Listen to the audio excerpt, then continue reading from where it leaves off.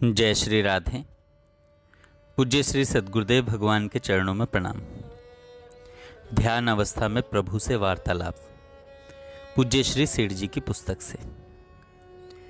साधक ने भगवान से कहा, प्रभु बहुत से लोग सत्संग करने की कोशिश करते हैं, पर जब सत्संग नहीं मिलता तो भाग्य की निंदा करने लग जाते हैं। क्या यह ठीक है? भगवान कहते हैं, ठीक है, किंतु उसमें धोखा हो सकता है। साधन में ढीलापन आ जाता है।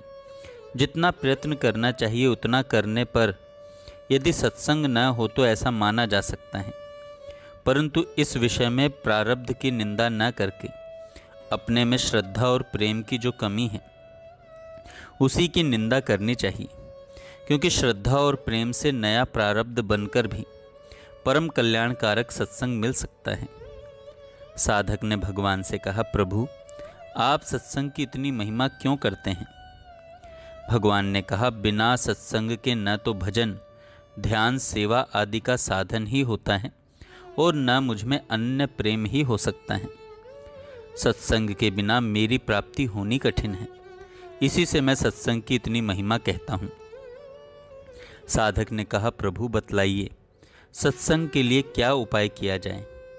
भगवान कहते हैं, पहले मैं इसका उपाय बतला ही चुका हूं कि श्रद्धा और प्रेम पूर्वक सत्संग के लिए कोशिश करने पर मेरी कृपा से सत्संग मिल सकता है। साधक ने कहा, अब मैं सत्संग के लिए और भी विशेष कोशिश करूंगा प्रभु। आपसे भी मैं निष्काम प्रेम भाव से भजन ध्यान निरंतर होने के लिए मदद मांगता हूं। भगवान ने कहा, तुम अपनी बुद्धि के अनुसार ठीक मांग रहे हो, किंतु वह तुम्हारे मन को उतना अच्छा नहीं लगता जितने की विषय भोग लगते हैं। साधक ने कहा, हाँ भगवान, बुद्धि से तो मैं चाहता हूँ, पर मन बड़ा ही पाजी है। इससे रुचि कम होने के कारण उसको भजन ध्यान अच्छा न लगे तो उसके आगे मैं लाचार हूँ, इसलिए आपको विशेष मदद करनी चाहिए। भगवान ने कहा, मन की भजन ध्यान की ओर कम रुचि हो तो भी यही कोशिश करते रहो कि वह भजन ध्यान में लगा रहे।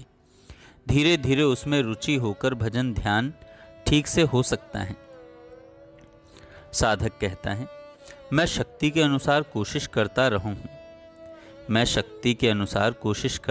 हूँ, किंतु अभी तक संतोषजनक काम नहीं बना। इसी से मेरा उत्साह भंग सा हो जाता है। यही विश्वास है कि आपकी दया से ही मेरा काम हो सकता है, अतएव आपको विशेष दया करनी चाहिए। भगवान ने कहा, उत्साहहीन नहीं होना चाहिए। मेरे ऊपर भार डालने से सब कुछ हो सकता है, यह तो ठीक है, किंतु मेरी आज्ञा के अनुसार कटिबद्ध होकर चलने की भी तो तुम्हें कोशिश करनी ही चाहिए। ऐसा मत मानो कि हमने सब कोशिश कर ली है, अभी कोशिश करने में बहुत कमी है। तुम्हारी शक्ति के अनुसार अभी कोशिश नहीं हुई है, इसलिए खूब तत्परता से कोशिश करनी चाहिए।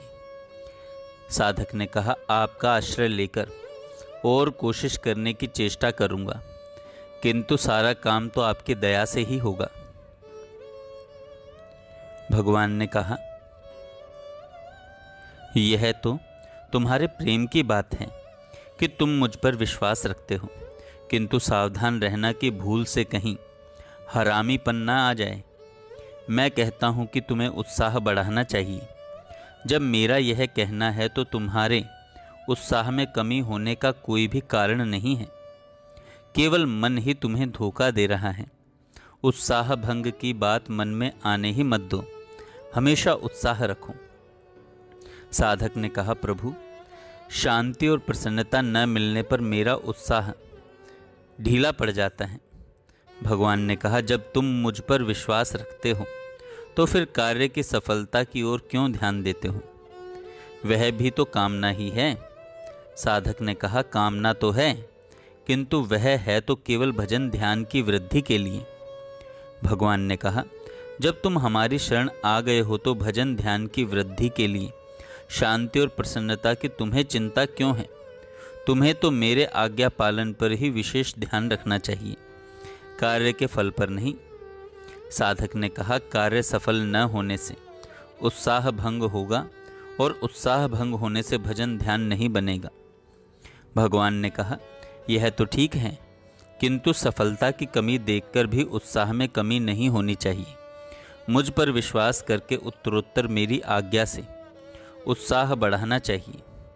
साधक ने कहा, यह बात तो ठीक और युक्ति संगत है, किंतु फिर भी शांति और प्रसन्नता न मिलने पर उत्साह में कमी आ ही जाती है। भगवान ने कहा, ऐसा होता है तो तुमने मेरी फिर बात पर कहाँ ध्यान दिया? इसमें तो केवल तुम्हारे मन का धोखा ही है। साधक ने कहा, भगवान, क्या इसमें मेरे संचित पाप कारण नहीं है? क्या वे मेरे उत्साह में बाधा नहीं डाल रहे हैं?